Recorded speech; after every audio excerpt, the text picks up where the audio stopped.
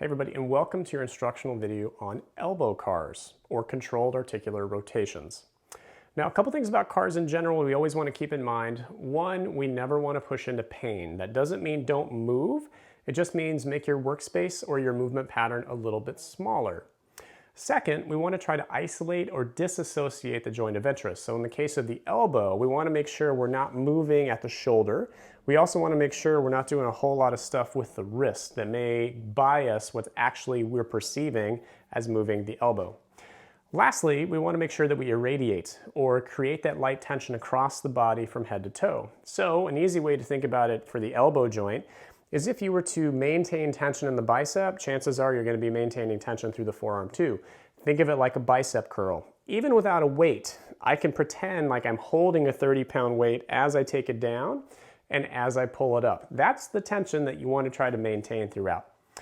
Now, when we talk about the elbow joint, it's kind of deceptive in its name because it's actually a compound joint, which means there's more than one joint sort of moving throughout as we produce movement here. Now, the great thing about that is that it allows us to have a lot of dynamic movement. So we can extend, we can flex, and we can also produce rotational movement through pronation and with supination. And rotation is really the primary movement pattern for most joints of the body, including the elbow. So when we want to make sure we have a healthy elbow, we really have to spend time working on rotational movement. And that's what we'll do a little bit today. Now, when we talk about rotation, when the palm is upwards, elbow at the rib cage, our two arm bones, the radius and ulnar, run parallel to each other. When we pronate, or bring the thumb over the top, keeping the elbow at the rib cage, we're actually wrapping the bones around each other, and you'll find that you'll have an end range. So I can go only so far this way, and I can't quite get my hand flat to the floor, and I can go only so far to the outside when the bones run parallel to each other. Now, that becomes important in elbow CARs for this reason. When we go through our movement pattern, we're trying to get to our maximal extent of not only rotation, but also flexion and extension. So straightening the arm and then coming into a curl and squeezing pretty tight. However, the one part that you have to be especially careful of is as you move from flexion into extension or vice versa, are you trying to continue to maximally rotate through the movement? So if I'm in flexion and I go into pronation, as I start to lower my arm through my elbow into extension, am I still trying to pronate even more as I go down? As I get to the bottom, let's say I supinate, as I come up, am I trying to continue to rotate further out, further out, further out as I bring it up into flexion? Now, a great position to check is what happens when you bring your arm up into essentially maximal flexion, like a bicep curl. Palm is flat, fingers are relaxed, and I try to rotate at the elbow to see where my palm actually faces. If the palm is able to move, and not by moving the wrist, but by rotating the elbow, if the center of the palm doesn't have a little crunch, the fingers aren't curled over, and it faces somewhat over the outside of the shoulder, you probably have pretty good supination in your elbow. So it's just a little place to kind of check and just kind of see currently, how does your joint move? Okay, so if we were going to go through the entire movement, and we'll do one articulation without irradiation, and then two with, one facing to the side and one facing forward. We're going to start in our bicep curl, elbows at the rib cage, palms facing the shoulders. We're going to go fingers together, nice and light, and try to rotate the thumbs outwards as far as we can. So we're in maximal supination. From here, without irradiation, we're just going to try to rotate at the elbow, which in turn brings the palms around to the front. So I'm not trying to pull at the wrist. I'm focusing on rotating through the tissue down here. Once I'm here in pronation, I'm going to keep the elbows where they are, have light tension in the bicep as I drive the hands down all the way into maximal extension. Now again, when we irradiate, I'm going to try to continue from this position to this position to even pronate further. Okay, so as I do that, I'm going to start to feel more tension along the inner portion of the elbow. When I get to the bottom in maximal extension, I'm then going to go into maximal supination, again trying to bring it to the outside.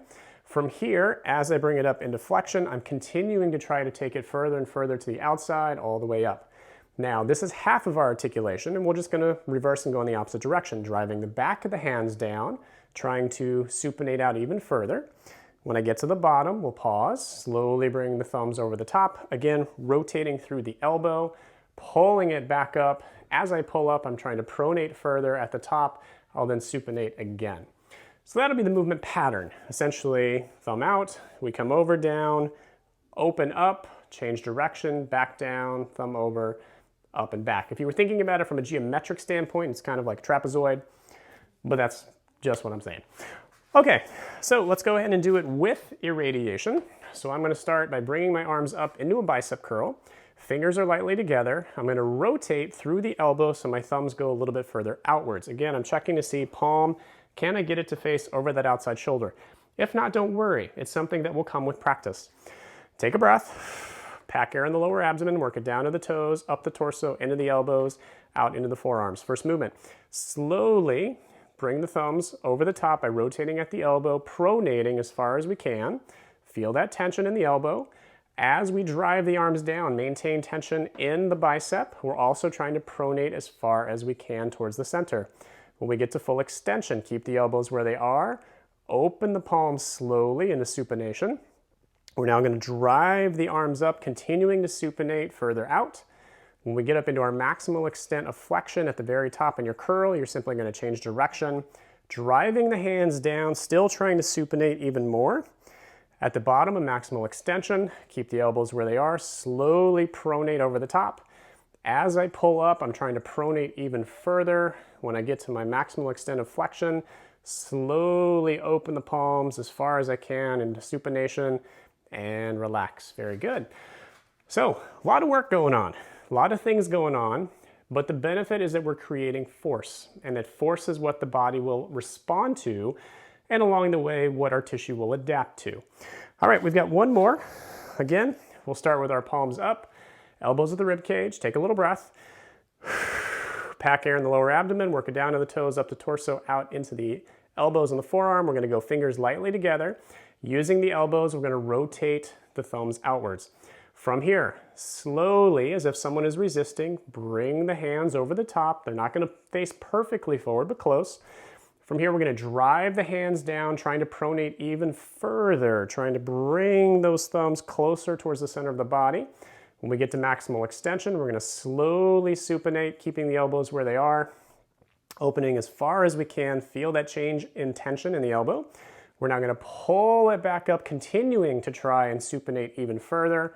When you get up to the top, go into your maximal extent of flexion like you're squeezing a bicep curl, and then slowly change direction. Driving it back down, breathing. When you get to the bottom, pause, slowly pronate back over the top. As we get there, we're going to pull back into flexion, continuing to try and pronate further. At the top, we'll slowly, like someone is resisting, go back into supination as far as we can and relax. Whoa, I don't know about you guys. I definitely was feeling it in the elbow all the way through, which is a really good thing. Now remember, the key to this one is making sure you have good movement and continuing to try, especially with rotation, as we introduce our linear path of extension and flexion, to continue to try to rotate even further. Now, unfortunately, when I hear most about elbows, it's not because people are moving well. It's usually because of golfer's elbow or tennis elbow, which is really a little bit of a challenge.